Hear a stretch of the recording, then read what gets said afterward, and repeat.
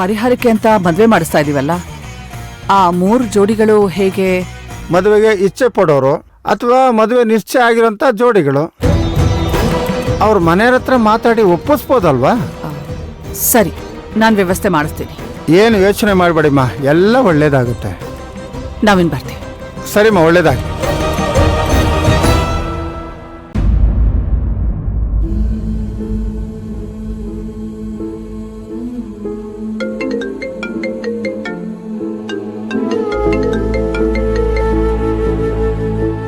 S, good morning sir.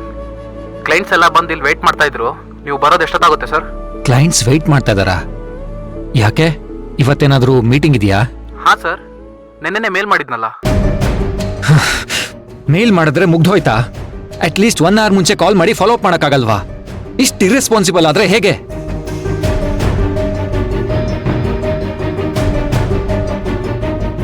ಏನೋ ವಿರಾಟ್, ಇದು as A responsible person staff ಹತ್ರ ಈಗ ಮಾತಾಡೋದು? ಮತ್ತಿನ್ನೇನ್ ಮಾಡಬೇಕು ಡ್ಯಾಡ್? ಯಾಕೆ, ಅವ್ರು ಮೊದಲೇ ಮೇಲ್ ಮಾಡಿರ್ಲಿಲ್ವಾ? ಮಾಡಿದ್ರು ಡ್ಯಾಡ್. ಮತ್ತೆ ತಪ್ಪು ನಿಂದೆ ತಾನೆ.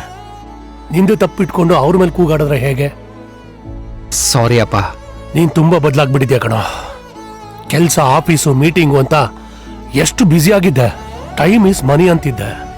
ನಾನು ಇಷ್ಟೆಲ್ಲ ಬೆಳೆದಿರೋದು ಟೈಮಿಂದ ಅಂತ ಹೇಳ್ತಿದ್ದೆ.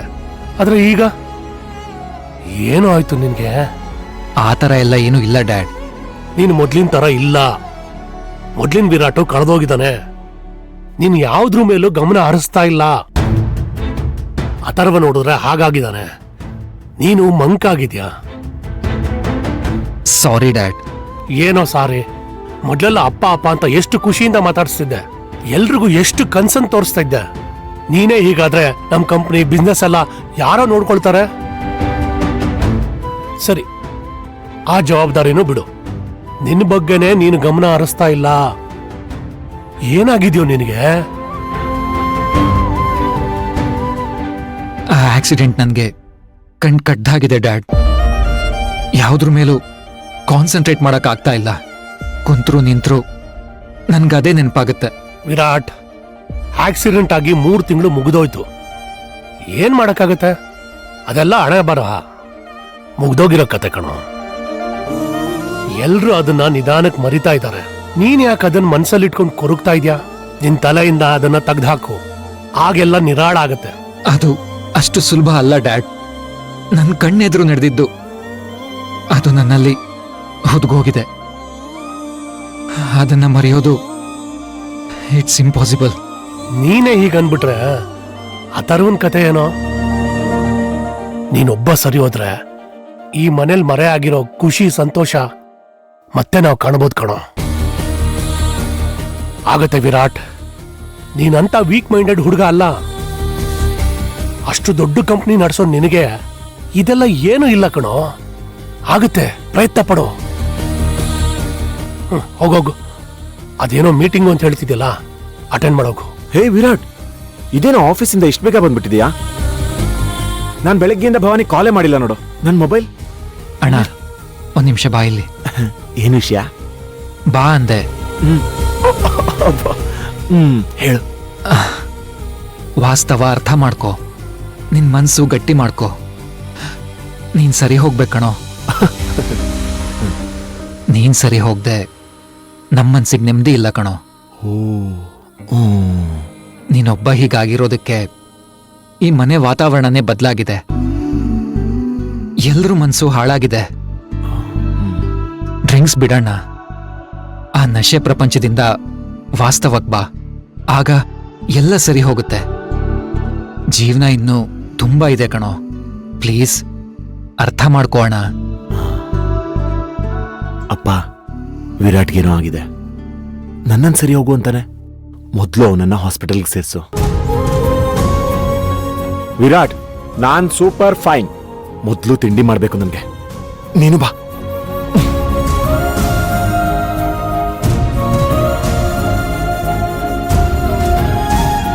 ವಿರಾಟ್, ಬೇಜಾರು ಮಾಡ್ಕೋಬೇಡ. ಅಥರ್ವ ಸರಿ ಹೋಗ್ತಾನೆ. ನಾನು ಸರಿ ಮಾಡ್ತೀನಿ. ನೀನು ಹೋಗು. ಅದ್ಯಾವುದೋ ಮೀಟಿಂಗ್ ಇದೆಯಲ್ಲ. Okay dad.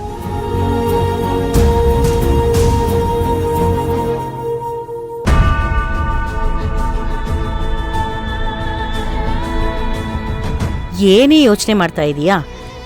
ನೀರಲ್ಲಿ ಬಿದ್ದವ್ರಿಗೆ ಎದ್ದು ಬರಕ್ಕೆ ಒಂದು ಆಶ್ರಯ ಸಿಕ್ತಲ್ಲ, ಅದು ಖುಷಿ ಪಡು. ಪುರೋಹಿತರು ಹೇಳಿದ ಪರಿಹಾರ ಪೂಜೆ ಬಗ್ಗೆ ನಾನು ಯೋಚನೆ ಮಾಡ್ತಿಲ್ಲ ಅಮ್ಮ.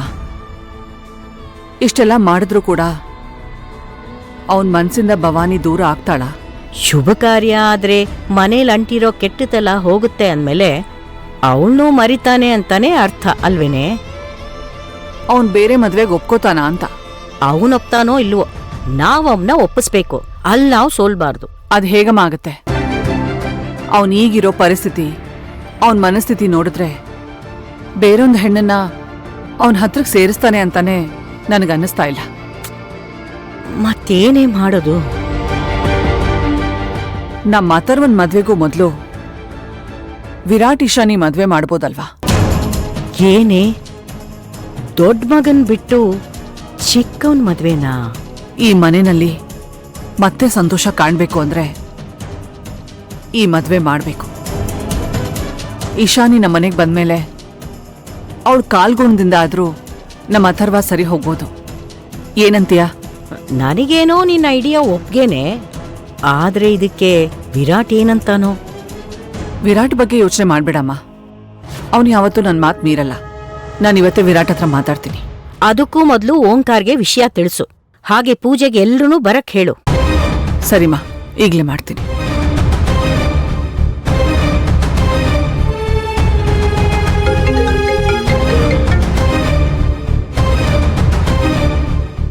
ಇದೇನಕ್ಕ ಇದ್ದಕ್ಕಿದ್ದಾಗೆ ಫೋನ್ ಮಾಡ್ಬಿಟ್ಟಿದ್ಯಾ? ಒಂದು ಗುಡ್ ನ್ಯೂಸ್ ಹೇಳೋಣ ಅಂತ ಫೋನ್ ಮಾಡಿದೆ. ಗುಡ್ ನ್ಯೂಸಾ? ಏನಕ್ಕ? ವಿರಾಟ್ ಇಶಾನಿ ಮದುವೆ ಮಾಡ್ಬಿಡೋಣ ಅಂತ ಯೋಚನೆ ಮಾಡ್ತಾ ಇದ್ದೀನಿ. ಇದೇನಕ್ಕ ಇದ್ದಕ್ಕಿದ್ದ ಹಾಗೆ? ನಮ್ಮ ಅಥರ್ವ ಇನ್ನೂ ಸರಿ ಹೋಗ್ತಿಲ್ಲ. ಅವನ ಕಂಡೀಷನ್ ಹಾಗೇ ಇದೆ. ಮನೇಲೊಂದು ಶುಭ ಕಾರ್ಯ ಆದ್ರೆ ಎಲ್ರಿಗೂ ಸಮಾಧಾನ ಆಗುತ್ತೆ.